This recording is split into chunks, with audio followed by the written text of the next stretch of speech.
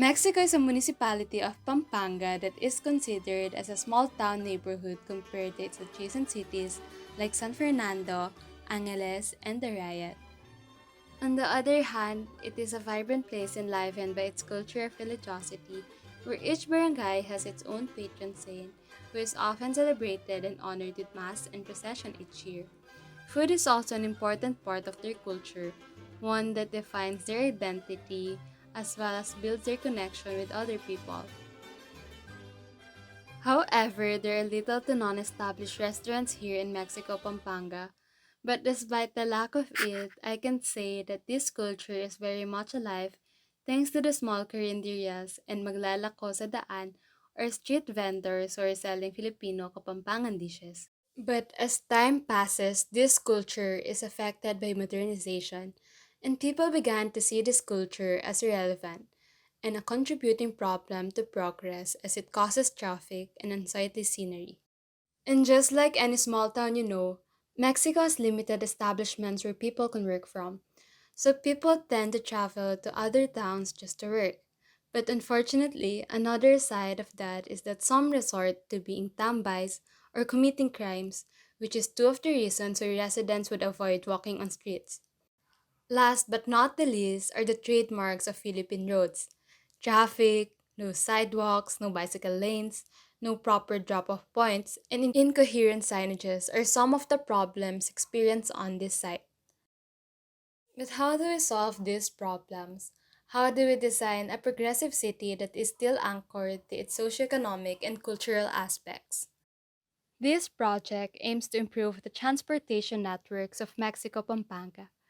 It aims to revitalize the community by creating a walkable city that is anchored to the socioeconomic and cultural aspects of the people.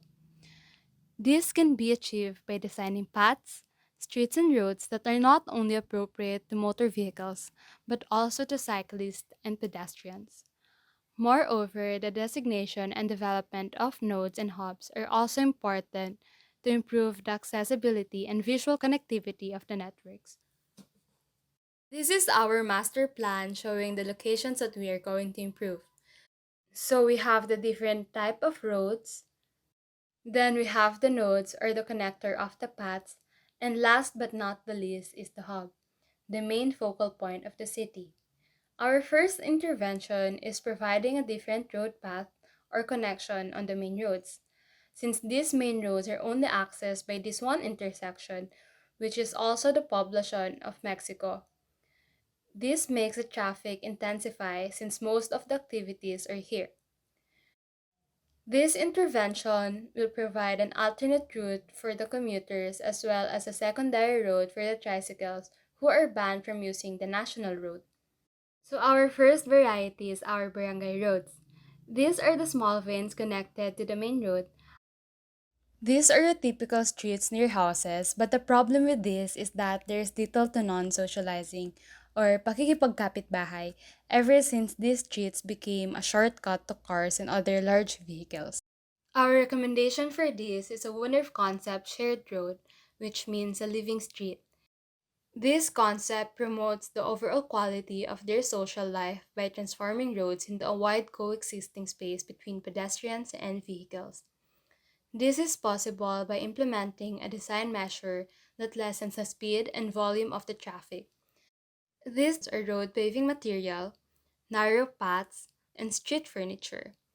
This intervention also allows small esquinitas to be alive at night, thus decreasing the fear of walking alone that may lead to crime.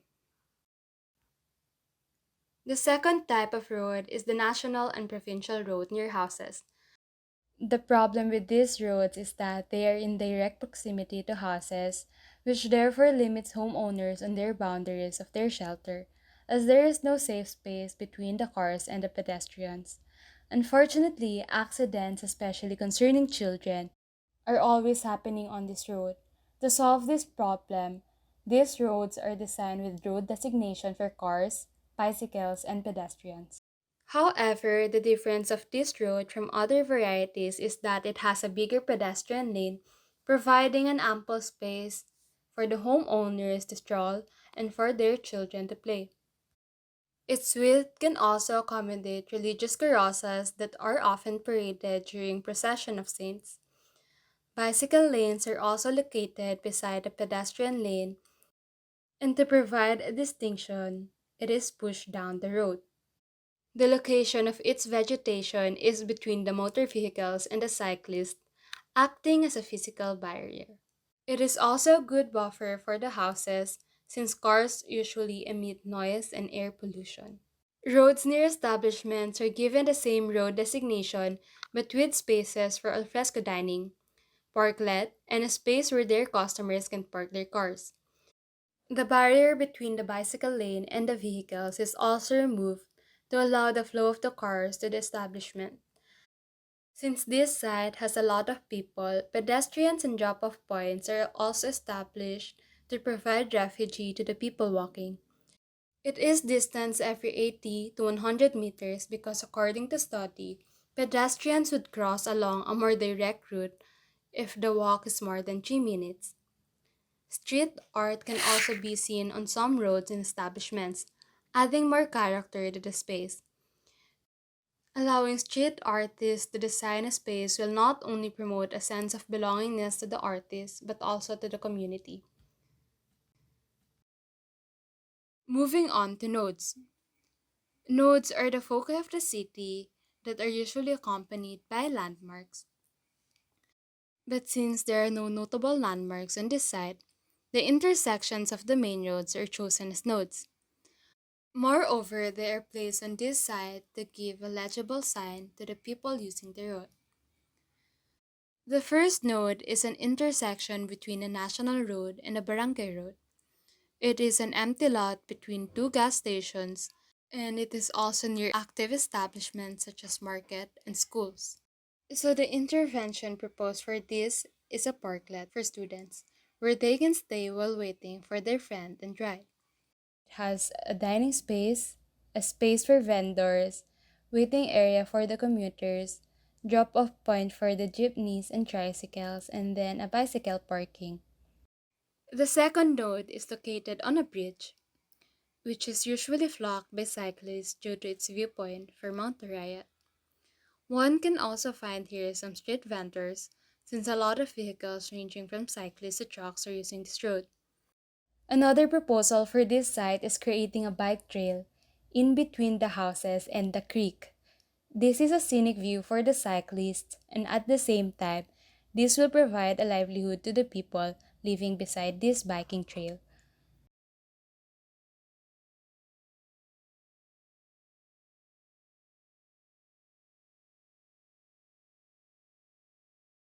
The last node is an existing connection between two barangays. It is along the historical Abacan River, and this is actually used as a social space with existing tables and chairs, as well as swings and banderitas. Moreover, if the site is not being used, it is used by farmers as a space for rice drying. Since this node already has a defined function for the neighborhood, the intervention for this is improving how it was designed. So we need to design a space that highlights and gives importance to the historical value of the river, while at the same time fulfilling the needs of its people. The esplanade is designed with different levels to accommodate different activities. It has a jogging path, a social space, playground, and then ramp for accessibility. And then by noontime, or the time when there are less people on the site, it can also be used by farmers for drying rice as it has a sloping surface that would permit the easy collection of the rice. Our last stop is the hub, which is located at the poblacion and the intersection of the main roads. One can find here the Mexico Covered Court, Mexico Town Hall, Santa Monica Parish Church, and of course the Palenque or the wet market. The lot to be used is in front of the Santa Monica Parish Church, which was converted from a plaza to a parking lot. But what if there's a way to include both of this typology? Because clearly enough, they are both essential to the place. The parking lot provides convenience to the market goers, and the plaza to provide a space for civic and social activities. To maintain the function of the site, similar programs are used on developing the concept for the hub, one that enables transportation but at the same time promotes culture. Moving on to the establishment of spaces, the first iteration is the establishment of the car sizes. Moreover, these sizes are given an adequate space for people moving in and out of a car. The second iteration involves extruding the parking lot to give space for programs on top. The extrusion made was 2.5 meters to avoid covering the vista of the church while at the same time giving an ample space for the height clearance of the car. The third iteration is to hollow the form or the parking lot to give space for the vehicles. And then the fourth iteration is to give support to the structure by putting an arc, and this is to support the weight and at the same time maintain the visual consistency of the place as it has a similar style with the church. This is also similar to the current design or the standard design of most tricycle and jeepney terminals. Now that we established the form of each module, let us arrange them into their own functioning components, starting with the car parking. This is the current situation of the site. It has a 40 slot parking that is more than enough to cater the daytime people.